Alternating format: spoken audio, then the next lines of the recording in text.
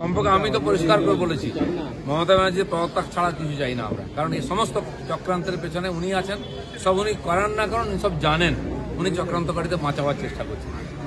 কিন্তু তাকে বাঁচাবার জন্য কিছু লোক অরাজনৈতিক আন্দোলনের নামে ঝাঁপিয়ে পড়ে, দেখা গেল তারাও আজকে এক্সপোজ হয়ে গেছে। কারণ এটা মাঠে মারা গেছে আন্দোলনটা। সাধারণ মানুষের সরলতার সুযোগ নিয়ে কিছু চক্রান্তকারী আন্দোলনকে বিপদগামী করে মমতা ব্যানার্জিকে এর থেকে মুক্তি দেওয়ার চেষ্টা করেছে এবং মমতা ব্যানার্জি এই চালাকিটা খুব সাফল্যের সঙ্গে করে তার নিজের লোকেদের বাঁচিয়ে নেওয়ার চেষ্টা করেছে। কিন্তু এখনো কেস চলছে। আমরা জানি একদিন না একদিন সত্য সামনে আসবে।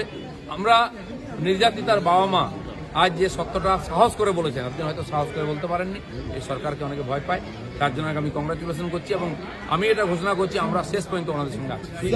রাজ্য সরকার সবার দায়িত্ব আছে সত্য সামনে আনার, যেন এর সন্দেহের বাইরে কেউ নয়। যদি সত্য সামনে না এসে থাকে, অপরাধী সাজা না পেয়ে থাকে, তাহলে এরা সবাই দেয়।